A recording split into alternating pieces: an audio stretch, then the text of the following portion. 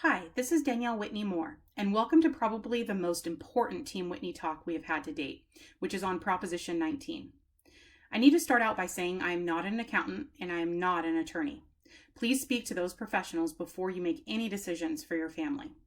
I'm going to share with you my own personal story and what I have found out about this proposition in the last few weeks. I feel like Proposition 19 was promoted to the general public as a bill to help seniors.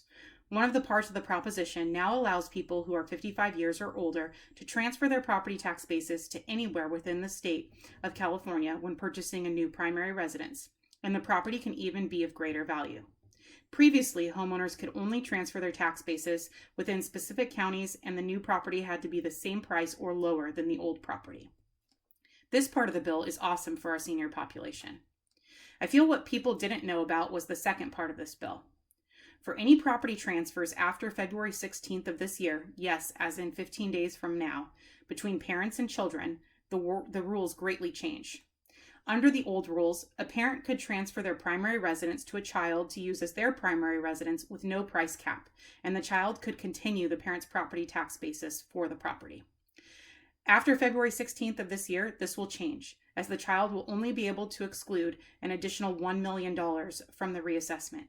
So, for example, if a parent owns a property that has a $500,000 assessed value for property taxes today, and the property is worth $2 million, the child would keep the old assessed value for $500,000, plus get another $500,000 added to it, as they only get to exclude up to an additional $1 million from the reassessment.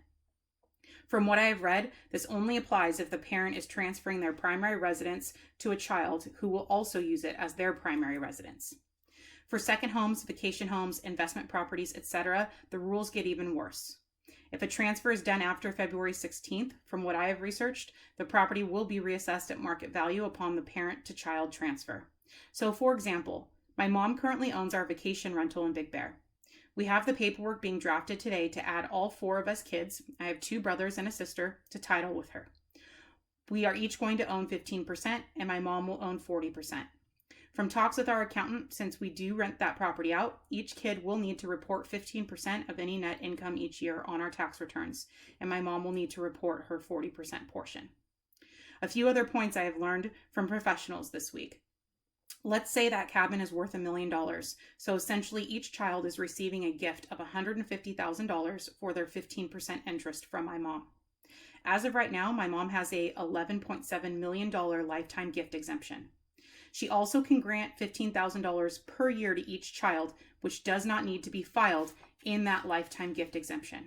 So she would need to report a $135,000 gift to each child to be deducted from her lifetime gift exemption.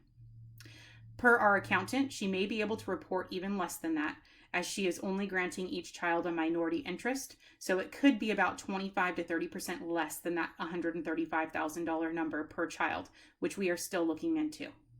How did we get to that $135,000 number?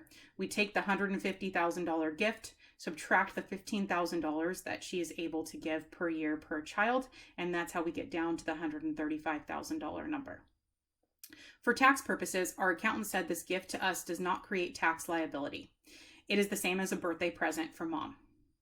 The other point I just thought of I want to bring up is that you make sure that your children set up trusts very quickly if you are transferring ownership of property to them. It is my opinion, and again, I'm not an attorney, that if you transfer, say, 30% to your child and they do not have a trust and something happens to them, then the property would still be subject to probate. What does this mean for you? If you plan on passing property on to your children, or if you will be inheriting property, it is very important for you to consider recording the transfers before February 16th of this year, so that you will be exempt from when the new proposition goes into effect. To quantify this for you, under the new laws, if my siblings and I inherited our Big Bear property later on, our property taxes would be based on market value, let's say $1 million, which would be about $12,500 per year in property taxes. Because we are being added to title now under the old proposition and parent-child exclusion, let's say the assessed value is $250,000 right now. Our property taxes will stay at about $3,125 per year. This is a huge difference of $9,375 per year. Once again, I am only relaying what I have managed to find out in the last few weeks. I am by no means an expert on this topic. Please speak to your attorney and your accountant and do it quickly, as you will need any new deeds to be recorded before the February 16th deadline. It is my opinion if your child creates a trust later on in the next few months, then you can change the property from their personal name into the name of their trust without creating a reassessment. But again, please check with your attorney and accountant on this item. One last point.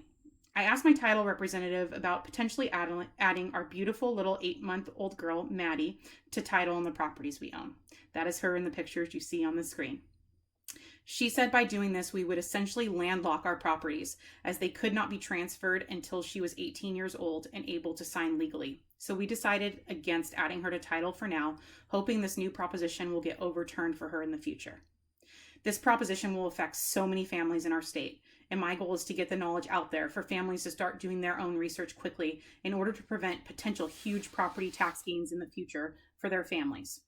If we can help in any way with referrals for you, especially to a trust attorney, please let us know. My direct cell phone is 310-987-9103. Thank you for joining us on this Team Whitney Talk, and we will see you next time.